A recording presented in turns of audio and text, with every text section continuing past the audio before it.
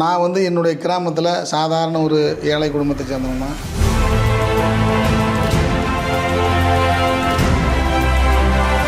தம்பி எம்எல்ஏ அவர் தான் ஜெயிப்பார். அவர் வீட்டுக்கு போனாலும் நாங்களை மதித்து வெளியில் வந்து பேசுவார். எந்த உதவி கேட்டாலும் செய்வார்.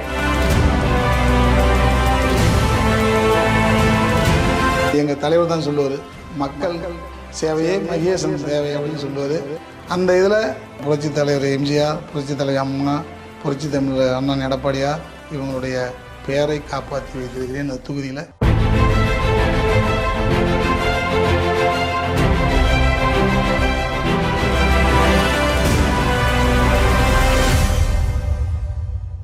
நாளை நமது நேயர்களுக்கு வணக்கம். இன்று நம்மூர் எம்எல்ஏ நிகழ்ச்சியில் இன்று நாம் வந்திருக்கும் இடம் சேலம் மாவட்டம் கெங்கவல்லி சட்டமன்ற தொகுதிக்கு வந்திருக்கிறோம். கடந்த முறை வெற்றி பெற்ற எம்எல்ஏ திரு நல்லதம்பி அவர்களை மீண்டும் அதிமுக அவருக்கு இம்முறையும் போட்டியிட வாய்ப்பு வழங்கியிருக்கிறது. அவரை சந்திக்கலாம் வாங்க. சார் வணக்கம். சார் வணக்கம் சார். நாளை நமது யூடியூப் சேனலுக்கு வணக்கம்.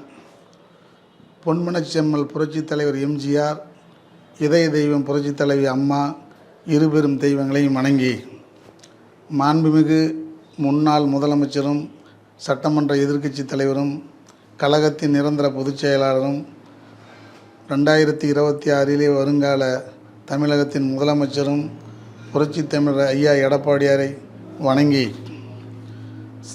சேலம் புறநகர் மாவட்ட கழக செயலாளரும் முன்னாள் மாநில மத்திய கூட்டுறவு வங்கி தலைவரும் அருமை அண்ணன் இளங்கோவனை வணங்கி நமது 2026 அனைத்து இந்திய அண்ணா திராவிட முன்னேற்ற கழகத்தினோடு கூட்டணி வைத்திருக்கும் என்டிஏ கூட்டணி அனைத்து கட்சியினுடைய தலைவர்களுக்கும் எனது மனமார்ந்த நன்றியை வணக்கத்தை தெரிவித்துக் கொள்கிறேன். ஆனால் இவ்வளோ எளிமையாக இருக்கீங்க. ஒரு எம்எல்ஏ மாதிரி உங்களை பார்த்தா தெரியலை. சாதா ஒரு வேட்புமனு தாக்கல் பண்ணுறது கூட நீங்களே ஃபோன் அடித்து பேசுகிறீங்க. உங்கள் வீடியோக்கள்லாம் பஸ்ஸில் பயணம் பண்ணுற வீடியோக்கள்லாம் பார்த்தோம். இவ்வளோ எளிமையாக இருக்கீங்க. உங்கள் அரசியல் பயணம் பற்றி கொஞ்சம் சொல்லுங்கண்ணே.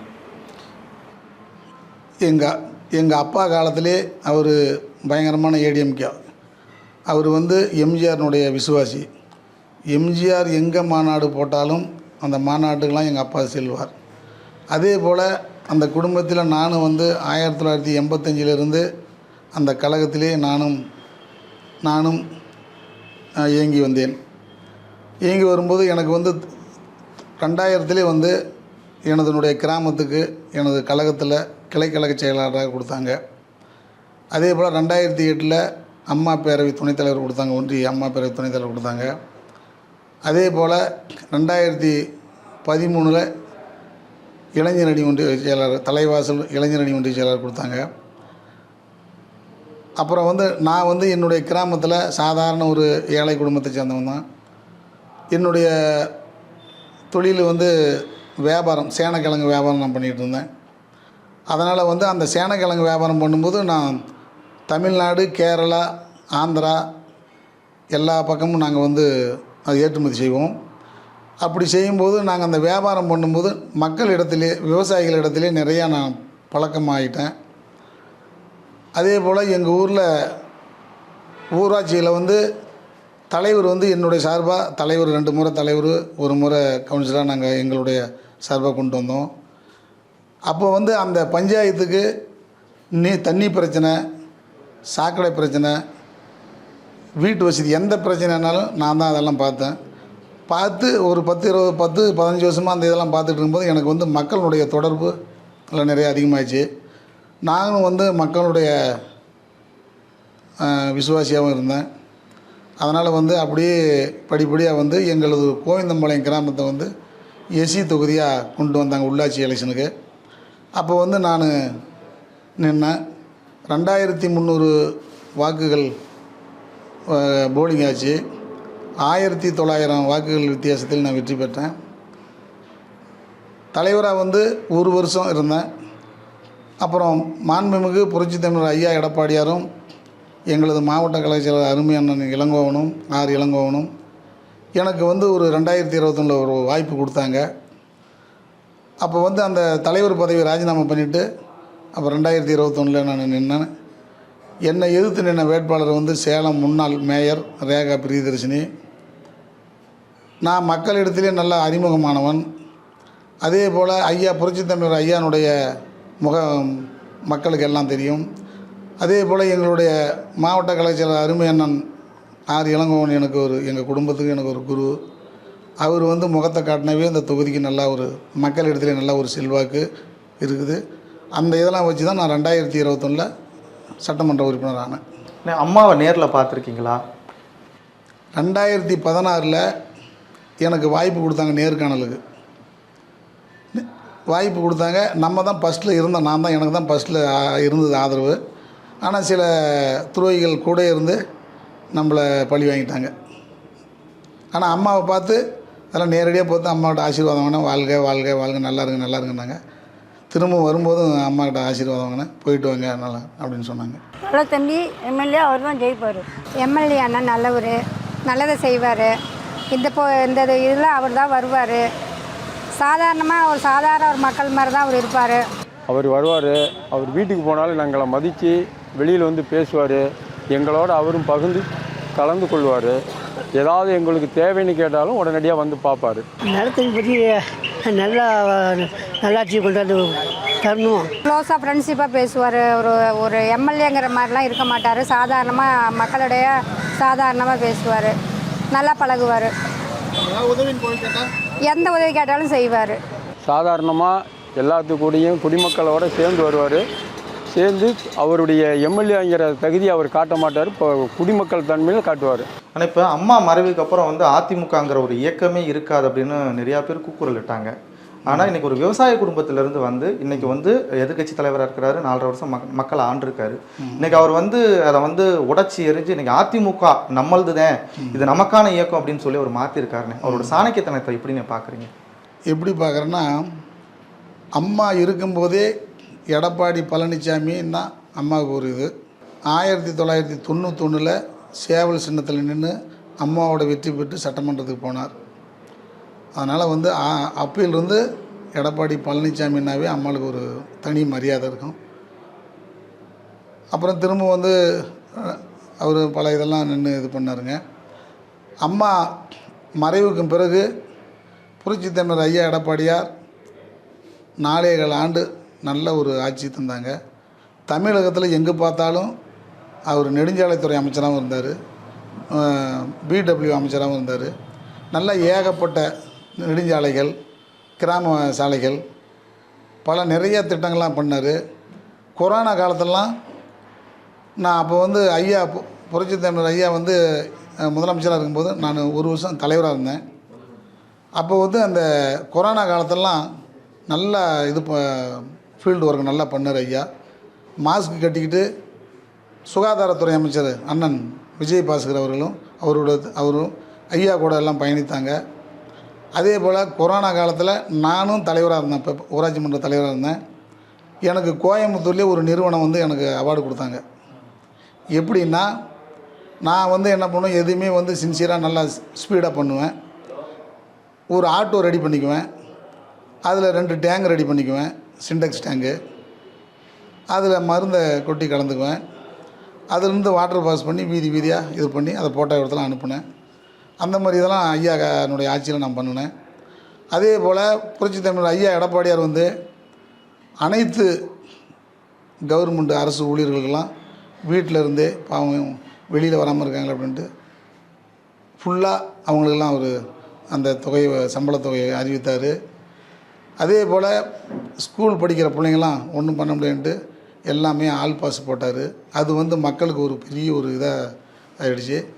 அதே போல் இந்த தொழிற்சங்கம், இந்த தொழிலாளர் கட்டடம் அவங்களுக்கெல்லாம் நாங்களே போய் கொடுத்தோம். அவங்களுக்கு உதவித்தொகை, அரிசி, பருப்பு, வேஷ்டி, சேலை எல்லாமே கொடுத்தாரு. அதனால் வந்து அவ்வளோ இதுலேயும் வந்து அந்த 1.5 வருடம் கொரோனா காலம் முடிந்த உடனே மறுபடியும் திரும்பவும் பல சோதனைகள்லாம் அவருக்கு வந்தது. இந்த சோதனைகள்லாம் தாண்டி நல்லா ஒரு நாட்டுக்கு சிறப்பான ஒரு ஆட்சி கொடுத்தாரு. அதனால் வந்து அவருடைய பேரும் புகழும் இந்த தமிழகத்தில் நல்லா ஓங்குகிறது. எம்ஜிஆர் சொன்ன மாதிரி ஒரு பாட்டு, அது எனக்கு டக்குன்னு பண்ண சொல்ல, அது மாதிரி தமிழகத்தின் மக்களுடைய இதயத்திலே ஐயா எடப்பாடியார் பதிந்து விட்டார். ஐயா வந்து முதலமைச்சராக இருக்கும்போது இந்த கெங்கவல்லி சட்டமன்ற தொகுதிக்கு அவர் ஒரு விவசாயி, நீங்களும் ஒரு விவசாயி, இந்த ஏரியாவும் ஒரு விவசாயம் சார்ந்த ஒரு ஏரியா. என்னென்ன திட்டங்கள் வந்து அவர் கொண்டு வந்தார்? நம்ம விவசாயிகளுடைய நலனை கருத்தில் கொண்டு இந்த கூட்ரோடு அந்த இடம் பூரா ஃபுல்லாக ஃபாரஸ்ட் தான். அந்த ஃபாரஸ்ட்டை வந்து இவர் வெளிநாடுக்கு பயணம் போகும்போது அங்கேயே பார்த்து நம்ம தமிழகத்துலேயும் ஒரு இடத்துல நம்ம ஒரு கால்நடை பூங்கா அமைக்கணும் என்று ஒரு மனதிலே அவரோட இது குறிக்கோள். அதனால் அவர் பார்த்தாரு, இந்த கூட்ரோட்டில் இது நம்ம ரெடி பண்ணி நம்ம ஒரு ஆசியாவிலேயே ஒரு பெரிய கால்நடை பூங்கா கொண்டு வரோம்னு பண்ணார். ஒரே ஒரு இடத்துல சின்சியராக இல்லை ஸ்பீடாக வேலை பார்த்து ஒரே வருஷத்தில் திறப்பலை பண்ணார். அதிலே வந்து கால்நடை கல்லூரியும் திறந்து வைத்தார். அப்புறம் மற்றும் எல்லாமே உட்கட்டமைப்பெலாம் செய்து எல்லா கட்டணமும் எல்லாம் பண்ணாங்க. ஆட்சி மாற்றம் ஏற்பட்டு போச்சு. அப்புறம் இவங்க 2021 திராவிட முன்னேற்ற கழகம் ஆட்சி வந்து அந்த திட்டத்தெல்லாம் அப்படி முடக்கிவிட்டாங்க. இன்று வரை திறக்கப்படாமல் இருக்குது. நானும் பேசினோம் சட்டமன்றத்தில், புரட்சி தமிழர் ஐயாவும் பேசுவாங்க அந்த கால்நடை பற்றி. இப்போ அக்ரி கிருஷ்ணமூர்த்தி கூட அந்த என்னுடைய இதை கொண்டு வருவாருங்க. அப்புறம் அதே போல் புரட்சி தமிழர் ஐயானுடைய முதலமைச்சராக இருக்கும்போது வீரகனூர் பொன்னியம்மன் ஓடை குறுக்கே ஒரு 35 கோடியில் ஒரு அணை ஒன்று கட்டினாருங்க. பூஜையெல்லாம் போட்டு அணையெல்லாம் வேலை நடந்துக்கிட்டு இருக்குது. இன்னும் அது அணை முடியலைங்க. ஏன்னா இந்த ஆட்சி வந்து அதை கிடப்பில் போட்டாங்க. அதே போல் ஒரு 1.5 கோடி ரூபாயில் அந்த வீரகனூருக்கு ஆட்டு மாட்டு சந்தை, விவசாயினுடைய நலனை கருதி ஆட்டு சந்தை மாட்டு சந்தை வந்து புதிய ஒரு உட்கட்டமைப்பு செய்து கொடுத்தாரு. அது நல்லா பரவாயில்லைங்க. நிறைய பாலங்கள்லாம் சொல்லணும்னா கவர்பனை, சித்தேரி, கோவிந்தம்பாளையம், பெரியேரி, வீரகனூர், இது மாதிரி மணிவிழுந்தான், இது மாதிரி நிறையா ஒரு உயர்மட்ட மேம்பாலம் கொண்டு வந்து இப்போ கொடுத்துருக்காருங்க. ஆனால் இப்போ வந்து இந்த 5 ஆண்டு காலத்தில் இந்த திராவிட முன்னேற்ற கழகம் ஒரு இடத்துல கூட ஒரு பாலங்கிறது, உயர்மட்ட பாலங்கிறதே கிடையாது. ஏன்னா இவங்கெல்லாம் வந்து எதுவுமே செய்யலை. சும்மா எல்லாம் ஒரு பேர் விளம்பரம் இதுதான் இவங்கெல்லாம் பண்ணிகிட்ருக்காங்க. சார், இப்போ நீங்கள் எம்எல்ஏ இருக்கும்போது கெங்கவல்லி சட்டமன்ற தொகுதிக்கு என்னென்ன திட்டங்கள் சார் கொண்டு வந்தீங்க? எனது கெங்கவல்லி சட்டமன்ற தொகுதியில் வந்து 49 ஊராட்சி, 5 பேரூராட்சி. என்னுடைய மேம்பாட்டு நிதியிலிருந்து ஒவ்வொரு கிராமத்துக்கும் 20 லட்சம், 15 லட்சம், மக்கள் தொகையை பொறுத்து ஒரு பெரிய கிராமமாக இருந்தால் அதுக்கு ஒரு 30 லட்சம், 40 லட்சம், இந்த மாதிரி வந்து அங்கன்வாடி, நியாய விலைக்கடை, ஸ்கூல் கட்டடம், பள்ளி கட்டடம், இதெல்லாம் நான் நிறைய கொடுத்துருக்கேன். அப்புறம் அதே போல் வந்து எல்லாம் சிசி சாலை, ட்ரைனேஜு, இதெல்லாம் நான் கொடுத்துருக்குறேன். இதையும் மீறி நான் எதிர்கட்சியாக இருந்தாலும் ஆளுங்கட்சி டிஎம்கேவாக இருந்தாலும் என்னுடைய முயற்சியில் எங்களுடைய புரட்சி தமிழர் ஐயானுடைய 10 ஆண்டு காலத்தில் எங்கள் மாவட்ட கலைஞர் அருமையான ஆர் இளங்கோவனுடைய ஆதரவோடு அந்தந்த டிபார்ட்மெண்ட்டினுடைய அதிகாரிகள்லாம் எங்கள் மாவட்ட கழக செயலாளர் சொல்லுவார், இது மாதிரி அந்த ஒர்க்கு கொடு, நான் பேசிக்கிறேன் அப்படிம்பார். அதே போல் நான் என் லெட்டர் பேரில் எந்தெந்த இடம், எந்தெந்த ரோடு, எந்தெந்த இதுக்கு நமக்கு மக்கள் சேவைக்காக என்ன வேணுங்கிறது இது பண்ணி கொடுப்பேன். போயிட்டு அங்கே சென்னையிலே போய் அந்தந்த அதிகாரி, அந்தந்த டிபார்ட்மெண்ட் அதிகாரியை பார்ப்பேன். பார்த்துட்டு இது மாதிரி எங்கள் அண்ணன் மாவட்ட கலைஞர் அப்படின்னு அவங்க சிரிப்பாங்க. ஏன்னா 10 ஆண்டு காலம் எல்லா அதிகாரியும் எல்லா இதுவும் அவங்களுக்கு தெரியும். அதனால் அந்த மாதிரி வழியில் வீரகனூருக்கெலாம் ஒரு 30 ஆண்டு காலமாக மருதையான் கோயிலுன்னு அந்த வழியாக வந்து ஆற்றுல தான் பிரேதம் பணம் தூக்கிட்டு போகணும். அதுக்கு நான் வந்து இந்த உங்கள் முதல்வர் சாலையில் வந்து அதை நான் கொடுத்தேன். அது ஒரு 1.5 கோடியில் நம்ம இது பண்ணோம் வந்தது. அதே போல் கெங்கவல்லியில் ஒரு மின்மயானம் ஒன்று கொடுத்தேன். அது வந்து இப்போ தான் அது திறக்காதே போட்டிருந்தாங்க, அது இப்போ தான் திறந்துருக்காங்க. அதே போல் சட்டமன்றத்தில் பேசி எங்கள் கோவிந்தம்பாளையத்துக்கு விவசாயினுடைய நலனை கருதி நெல் கொள்முதல் நிலையம் ஒன்று கொண்டு வந்தேன். அதே போல் தம்மம்பட்டி பேரூராட்சி, அதுக்கு வந்து நான் நேரடி நெல் கொள்முதல், ஏன்னா அங்கே விவசாயம் நிறைந்த பகுதி, நேரடி நெல் கொள்முதல் நிலையம் கேட்டேன். ஆனால் அவங்க வந்து கண்டிப்பாக சட்டமன்ற உறுப்பினருடைய கோரிக்கையை ஏற்று செய்து தரேன்னு சொன்னாங்க. அது எதுவும் நடக்கலை. நிறையா இதெல்லாம் வந்து நம்ம கொடுத்தா வந்து எதிர்கட்சி எம்எல்ஏங்கிறதுனால ஆளுங்கட்சி வந்து நம்மளை கொஞ்சம் அப்படியே இது பார்க்குறாங்க. நெருக்கடி கொடுக்குறாங்க. அதே போல் தொகுதியில் வந்து மக்கள் இடத்துலே கல்யாணம், காதுகுத்து, வளகாப்பு, யாராவது இறந்துட்டா நேரடியாக நான் போவேன். ஸோ உறவு முறை வந்து அவங்க வீட்டில் ஒரு ஆளாக போவேன். அதாவது என்னுடைய பயணம் சென்னையில் இருந்தால் அது கொஞ்சம் தவிர்ப்பேன். அப்புறம் திரும்ப சென்னையிலேருந்து வந்தால் போய் நான் அந்த இடத்துல வந்து விசாரிச்சுட்டு வருவேன். இது மாதிரி எல்லா பஞ்சாயத்து, எல்லா பேரூராட்சிக்கும் எல்லாம் நல்லது கெட்டதெல்லாம் நம்ம போனதுனால மக்கள் மனதில் நல்லா வந்து ஒரு எழுச்சி, பரவாயில்ல, எத்தனையோ எம்எல்ஏ வந்தாங்க, ஒரு நல்ல தம்பி பரவாயில்ல அப்படிங்கிற மாதிரி. அதை விட நான் எப்போவுமே வந்து என்னுடைய உடம்புலேயே அது ஊறி போச்சு. பழக்க வழக்கம், எல்லாத்துலேயும் மரியாதை, அது வந்து அந்த காலத்துலேருந்து அதை இதாகி போச்சு. எங்கே போனாலும் எல்லாம் போயிட்டே இருப்பேன். கார் நிறுத்திவிட்டு 4 பேர் இருந்தாங்கன்னா இறங்கி அவங்களுக்கு வணக்கம் வைப்பேன். டீ கடைக்கு போவேன்.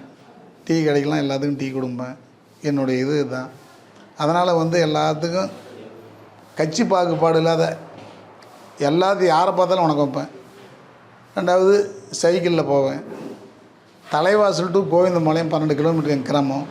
அந்த கிராமத்துக்கு நான் வந்து பிரிசா கார் தான் வச்சுருக்கேன்.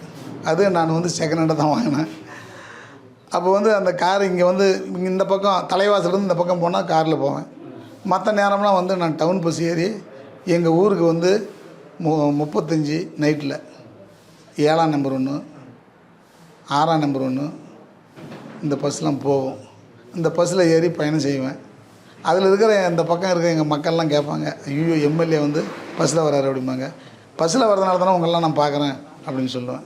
அதனால் வந்து அந்த மாதிரி இதெல்லாம் அது நம்ம உடம்புலேயே வந்து இதாகி போச்சு. சில 2026 சட்டமன்ற தேர்தலில் வெற்றி பெற்றா கெங்கவல்லி சட்டமன்ற தொகுதிக்கு என்னென்ன திட்டங்கள் புதுசாக கொண்டு வர மாதிரி ஒரு ஐடியா இருக்குது?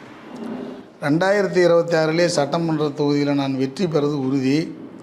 வெற்றி பெற்றால் விவசாயினுடைய நலனை கருத்தில் கொண்டு தலைவாசல்லே தமிழகத்திலே 2வது காய்கறி மார்க்கெட்டு தலைவாசலில், அந்த காய்கறி மார்க்கெட்டுக்கு நல்ல ஒரு விரிவான இடத்த பார்த்து அதுக்கு உட்கட்டமைப்பு வசதி செய்து அதுக்கு குளிர்ப்பு சாதனம், அந்த காய்கறிகள்லாம் வந்து இப்போ விவசாயிங்க எடுத்துகிட்டு வர காய்கறிலாம் விற்காது அப்படி இருக்குதுன்னா அதுக்கு வந்து குளிர் சாதனங்களுடைய இதெல்லாம் நான் ரெடி பண்ணி ஐயா புரட்சி தமிழர் ஐயா எடப்பாடியார் முதலமைச்சராக வந்துடுறாரு.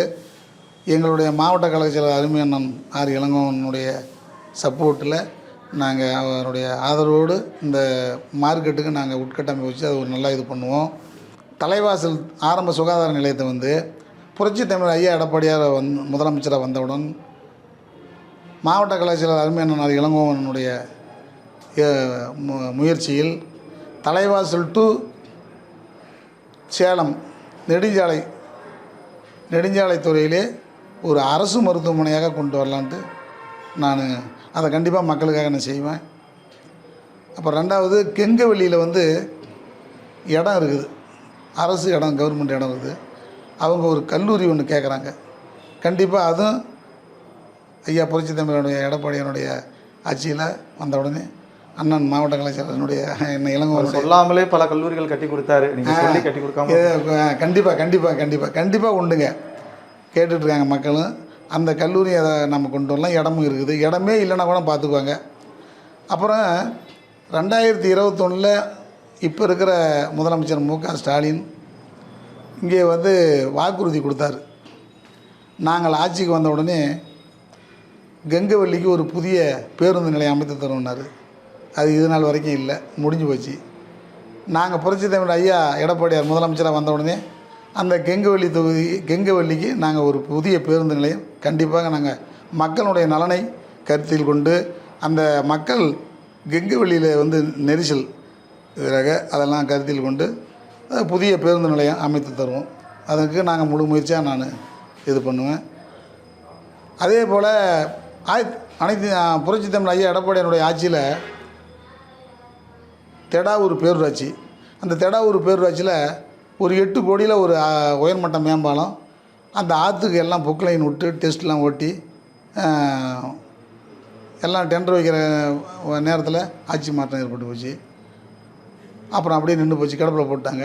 நான் சட்டமன்றத்தில் எனக்கு புரட்சி தமிழ் ஐயா வந்து ஃபஸ்ட்டு நான் எம்எல்ஏ ஆனோடனே எனக்கு கன்னி பேச்சு கொடுத்தாரு. அப்போ ஒரு 10 நிமிஷம் கொடுப்பாங்க. அப்போ அந்த இதை பற்றி பேசினேன். அப்புறம் நான் அதெல்லாம் செஞ்சு தரேன், மாண்புமிகு உறுப்பினர் கேட்ட கோரிக்கைலாம் செஞ்சு தரேன்ட்டு ஏவாவேலு அமைச்சர் சொன்னார். அப்புறம் ஒரு வருஷம் கழித்து மறுபடி திரும்ப அதே பாயிண்ட்டை கொண்டு போனேன். அப்போ அமைச்சர் ஏவாவேலு என்ன பண்ணார், நான் உள்ளாட்சித்துறை அமைச்சர் இல்லை, அவர் பக்கத்தில் நேரு இருக்கார், அவர் கேட்டுக்கின்னு அவங்கெல்லாம் ஒரு கிண்டலாக பேசினாங்க. அதனால் மீண்டும் அது இன்ன வரைக்கும் நடக்கலை. மீண்டும் புரட்சி தமிழ் ஐயா எடப்பாடி வந்தோடனே அந்த மேம்பாலம் ஏற்பாடு பண்ணுவேன். அதே போல் தம்மம்பட்டி பேரூராட்சியில் கோனேரிப்பட்டி வார்டு, அதில் வந்து ஒரு 5000 பேர் அதில் வசிக்கிறாங்க. அந்த 5000 பேரும்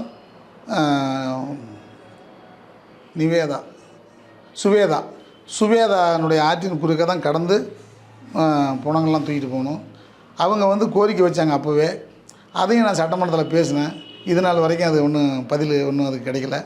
அந்த உயர்மட்ட மேம்பாலத்தையும் நாங்கள் உடனே ஐயா புரட்சி தமிழ் ஐயா முதலமைச்சராக வந்தோடனே அதே அண்ணன் மாவட்ட கலாச்சார இளங்கோவனுடைய முயற்சியில் அதையும் நாங்கள் செஞ்சு கொடுப்போம்.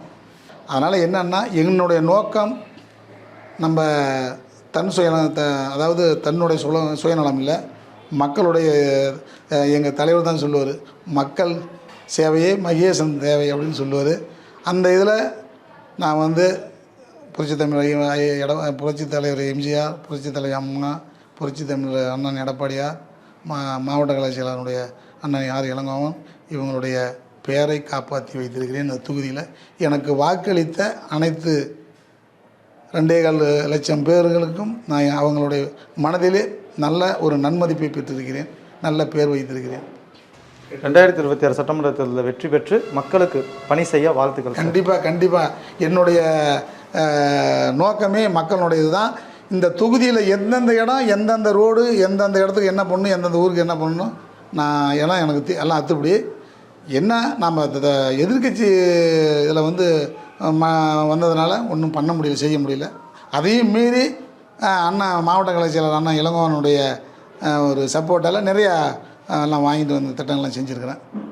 இதுதான் உண்மை. அப்புறம் இதே இப்போ நிற்கிற சட்டமன்ற உறுப்பினர், என்னை எதிர்த்து நிற்கிற சின்னதுரை சட்டமன்ற உறுப்பினர், என் ஊரில் நான் பஞ்சாயத்து தலைவராக இருக்கும்போது பாரத பிரதமர் திட்டம்னு ஒரு 5.4 கிலோமீட்ரு தார் ரோடு நான் வாங்கிட்டு வந்தேன். அது வந்து மத்திய கவர்மெண்ட், பாரத பிரதமர்னா மத்திய கவர்மெண்ட். அந்த ரோடு வந்து 4 கோடி ரூபா, 5 கோடி ரூபாய்க்கு அது வந்து டெண்டர் விட்டாங்க. அந்த ரோடு என் ஊர். அந்த ரோடு எனக்கு ஒரு சட்டமன்ற உறுப்பினர் இல்லாமல் என் ஊர்லேயே வந்து இதே சின்னதுரை, இப்போ நிற்கிற சின்னதுரை வந்து பூஜை போடுறாரு. எப்படி இருக்குது பார்த்துங்க. ஆனால் நாங்கள் ஆளுங்கட்சியாக இருந்து இந்த தொகுதியில் திமுக எம்எல்ஏவாக இருந்தால் அந்த எம்எல்ஏவுக்கு அழைப்பு கொடுத்து நாங்கள் பூஜை போடுவோம். எங்களுடைய கலாச்சாரம், எங்களுடைய தலைவருடைய உடம்பு சிலுக்குது பாரு, எங்களுடைய தலைவருடைய வளர்ப்பு, எங்களுடைய கழகத்தினுடைய கழக தோழர்களெல்லாம் புரட்சி தலைவர் எம்ஜிஆர், புரட்சி தலைவர் அம்மா, புரட்சி தமிழ் ஐயா எடப்பாடியார், எங்கள் மாவட்ட கழக செயலர் அருமை அண்ணன், இவங்களுடைய வளர்ப்பில் நாங்கள்லாம் வந்தவங்க. அதனால் வந்து நாங்கள் வந்து எதிரிக்கு தான் முன்னுரிமை கொடுப்போம், எதிரியை தான் வாழ வைப்போம். எங்களுடைய நோக்கமே இதுதான் என்று சொல்லி நாளை நமது யூடியூப் சேனலுக்கு எனது மனமார்ந்த வணக்கத்தையும் நன்றியும் தெரிவித்துக் கொள்கிறேன். நன்றி, வணக்கம்.